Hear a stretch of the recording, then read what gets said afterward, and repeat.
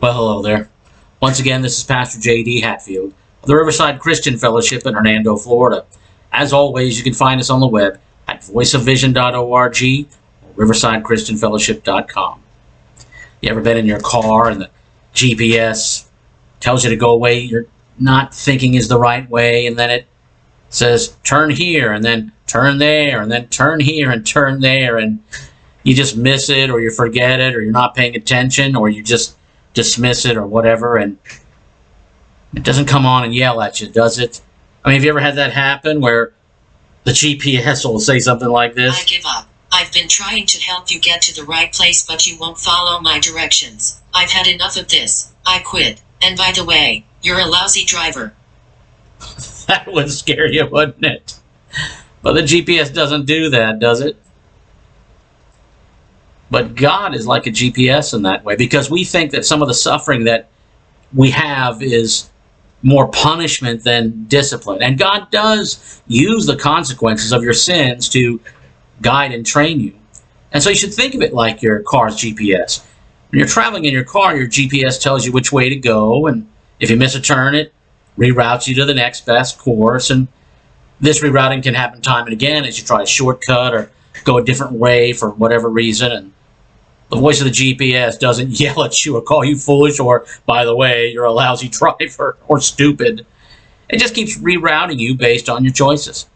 But basically, the more you deviate from the GPS instructions, the longer it takes to get fully back on track. Still, in any event, the GPS will keep directing you. It's not going to quit. And eventually, you'll end up at the same destination, the right one. But you will suffer the loss of time and gas and potentially encounter other problems you might not have if you would have stayed on the course. So you may suffer the consequences of going your own way, but the GPS isn't punishing you. It's only trying to get you to your destination with the best possible directions based on where you are right now.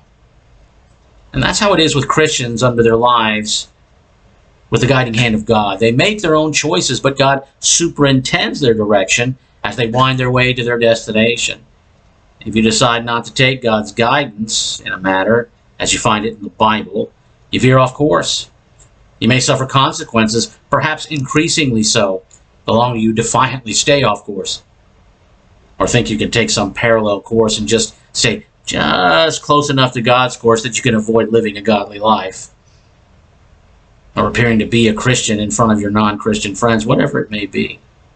But when you try to do that, when you try to make your life easier and more manageable by keeping certain roads of your life off limits to God's authority, eventually you'll find yourself and the rest of your life getting harder. That's God's design, because those turns are going to cost you more and more, because you're going further and further away from God's purpose and design for your life. Still, just like that GPS, God keeps on directing you. He's going to use the consequences of going off course to draw you back on to the best path.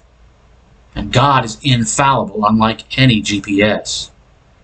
He knows which ways are blocked off and what otherwise unknown dangers may lie ahead on the journey. He wants you to stay on track, right there close to Him. Maybe it's time for you to give up on your alternate road or your parallel path or trying to seek your truth.